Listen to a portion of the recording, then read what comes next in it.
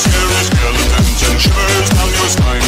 Shrieking skull will shock your soul and seal your doom tonight. Assalamualaikum warahmatullahi wabarakatuh. Jumpa lagi bersama saya, admin channel Ahmad Adabi. Bagaimana kabar Sobat Adabi? Semoga kabarnya baik-baik saja. Di kesempatan kali ini, admin akan membahas lebih untung mana ternak lele di kolam tanah apa kolam terpal versi channel Ahmad Adabi. Daripada penasaran, langsung saja yuk simak video berikut ini sampai selesai.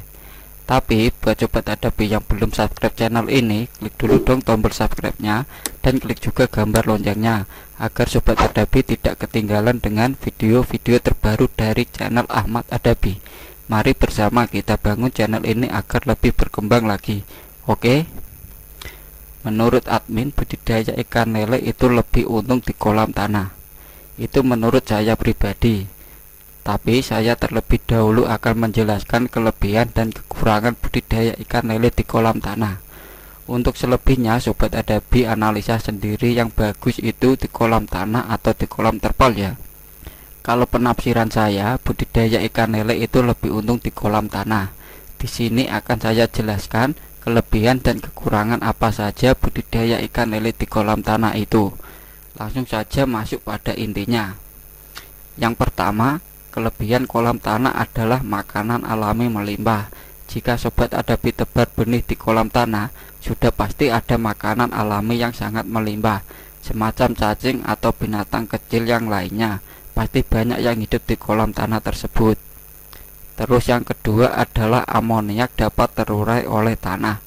Karena dasar kolam tersebut tanah, maka kotoran ikan atau sisa pakan yang disebut amoniak dapat terurai oleh tanah tersebut. Terus kelebihan yang ketiga adalah minim akan perawatan. Apabila Sobat Adabi budidaya di kolam terpal sudah ada amoniak, Sobat Adabi telat 3 hari saja tanpa perawatan pasti sudah bau. Apabila kolam terpal sudah bau, pasti Sobat Adabi akan mengurasnya atau mengurangi airnya. Tapi kalau kolam tanah, Sobat Adabi tidak perlu hal seperti itu. Terus yang keempat adalah pH air cenderung lebih stabil. Kalau di kolam terpal, Sobat Adabi biasa sering menggunakan garam untuk menetralkan pH-nya. Tapi kalau di kolam tanah, Sobat Adabi tidak perlu menggunakan garam untuk menstabilkan pH tersebut. Kalau Sobat Adabi mau kasih garam juga tidak apa-apa, untuk dijadikan sebagai pencegahan dari bakteri atau jamur dan lainnya. Dan pada poin kelima yaitu masa panen lebih cepat di kolam tanah. Kenapa bisa seperti itu? Karena di kolam tanah tersebut ikan lele merasa ada pada habitat aslinya ya Sobat Adabi.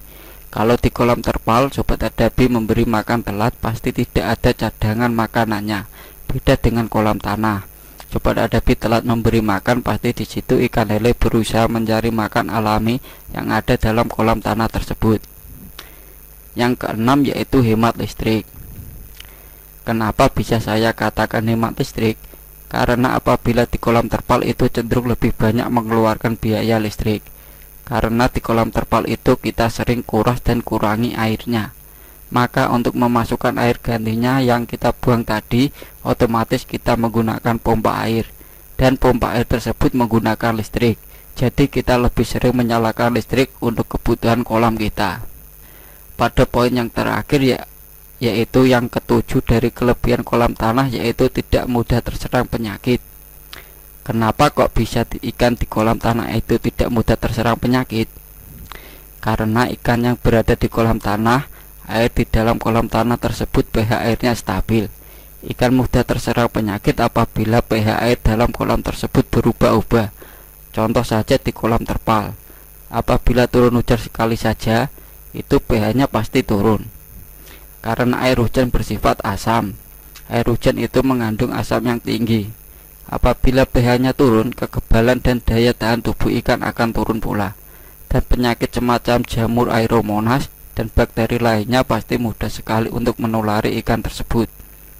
Dan di sini saya bahas juga apa kekurangan budidaya ikan lele di kolam tanah, agar bisa jadi pertimbangan Sobat Adabi nantinya. Sebenarnya kekurangannya ini tidak banyak-banyak amat, tapi tetap saya jelaskan agar Sobat Adabi bisa analisa bagus mana kolam tanah dan kolam terpal. Poin pertama yaitu apabila tekstur tanah itu berongga, maka di saat musim kemarau pasti akan lebih cepat surut airnya, dan kita tidak bisa melakukan budidaya ikan lele ini. Karena di saat musim kemarau tidak ada hujan dan tanah cenderung kering, maka air akan selalu cepat surut. Jadi sobat Adapi tidak bisa budidaya di saat musim kemarau, itu kekurangannya. Tapi kalau di saat musim hujan saya rasa aman untuk budidaya ikannya. Terus yang kedua adalah repot di saat kita melakukan pengurasan. Meskipun di kolam tanah kita tetap melakukan pengurasan di saat kita sortir ataupun kita panen ya sobat Adapi.